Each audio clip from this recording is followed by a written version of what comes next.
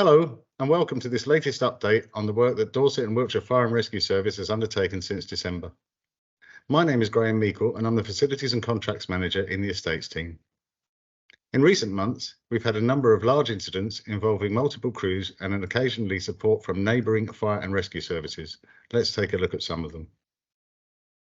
There have been 5 fires in thatched properties since the start of the year, with each one causing significant damage. On the 24th of January, crews from across the service, together with colleagues from Hampshire and Isle of Wight Fire and Rescue Service, tackled a blaze at this thatched house in West Grimsted. Less than 3 weeks later, on the 10th of February, a detached cottage in Holt, near Wimborne, caught alight. Crews were on scene throughout the evening and overnight, fighting the fire and stripping off the thatch, alongside a salvage operation that saw most of the occupants' possessions saved. A pair of semi-detached cottages between High Hall and Clapgate near Wimborne were severely damaged by fire on the 27th of April, with the thatched roof well alight when the crews first arrived.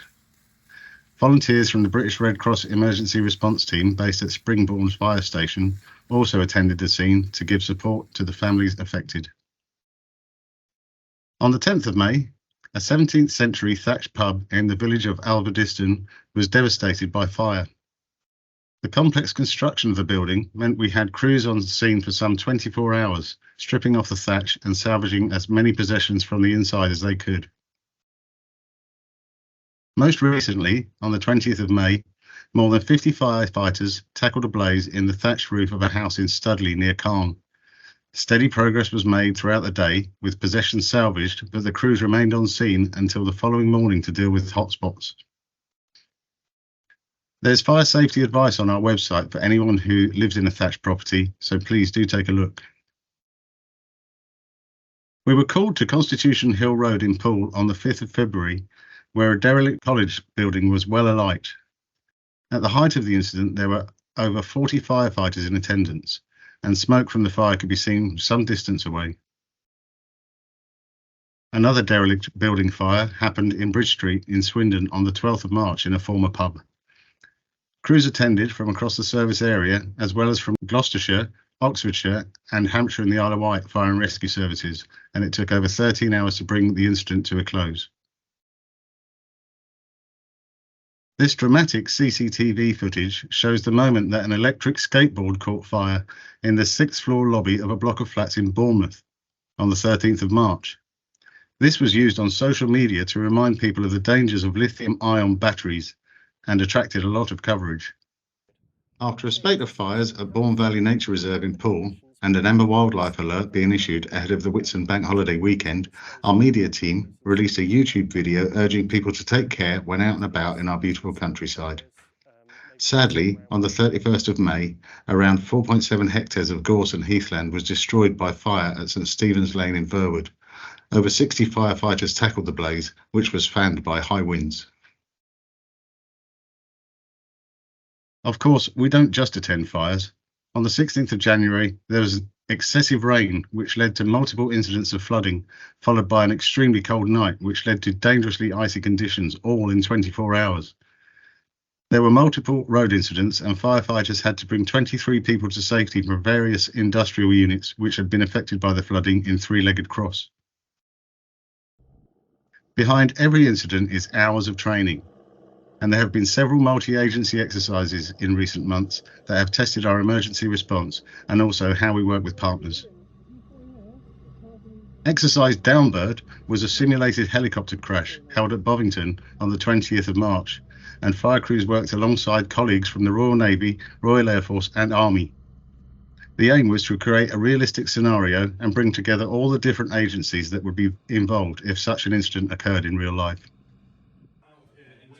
The David Murray John Tower in Swindon was used for a simulated fire and tall building exercise on the 26th of March. Crews were faced with a challenging situation involving a severe fire in a flat that had caused smoke to spread to multiple floors.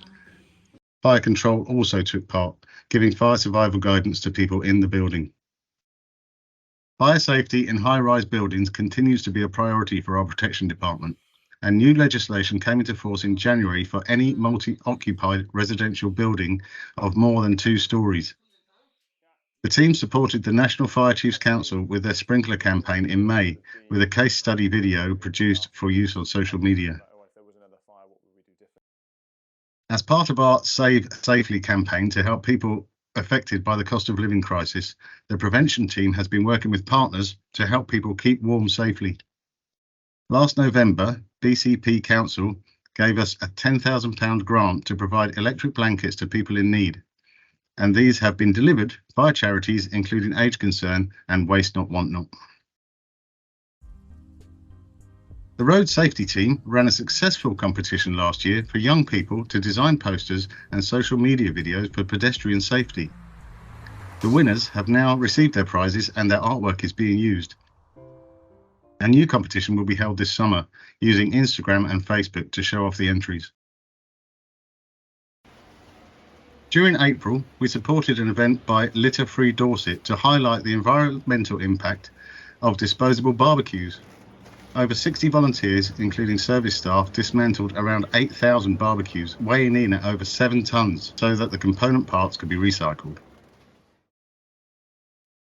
The funeral of firefighter Nick Wilby, who died suddenly at his home in March, was held on the 21st of April. In line with his family's wishes, Nick's hearse travelled from Wilton Fire Station to the church, with a cortege led by the Wilton Appliance. Flags across the service were flown at half-mast on the day of the funeral as a mark of respect, and a minute's silence was held. Chief Fire Officer Ben Ansell and Watch Manager Mike Grimshaw were part of the Uniformed Civilian Services contingent taking part in the coronation of King Charles III and Queen Camilla on the 6th of May. Alongside military colleagues, the contingent helped to line the streets along the coronation procession route between Buckingham Palace and Westminster Abbey. In addition, retired watch manager Chris Martin from Ramsbury was one of the British Empire Medal recipients to attend the coronation service itself. A ceremony was held in Marlborough on the 23rd of April to commemorate an explosion in 1946 that killed 8 people and led to the largest award of gallantry medals for a single peacetime event. This included 2 George medals and 3 MBEs being presented to firefighters. A new memorial has now been unveiled, with Chief Fire Officer Ben Ansell among those to lay the wreath in remembrance. Stations across the service area joined colleagues around the UK on the 4th of May in observing a minute's silence to mark Firefighters Memorial Day. This paid tribute to those who have died or have been injured as a result of their duties whilst serving their communities. After significant media attention in January relating to the values and cultures of our service, the Chief Fire Officer commissioned an independent culture review. Led by Alex Johnson, the review team have been meeting with current and previous members of staff. They expect to publish their report in September, which will also incorporate recommendations from our own internal culture review that was started in response to the London Fire Brigade report at the end of last year. Finally, more than 350 guests attended our annual awards ceremony on the 18th of May, which was again held at Tidworth Garrison Theatre. In addition to the presentation of medals and clasps to recognise 20, 30 and 40 years of long service and good conduct, the evening also saw the presentation of Chief Fire Officers' commendations and awards for on-call employer and making a difference. All recipients are to be congratulated for their outstanding professionalism, commitment and support. I hope you've enjoyed watching our update.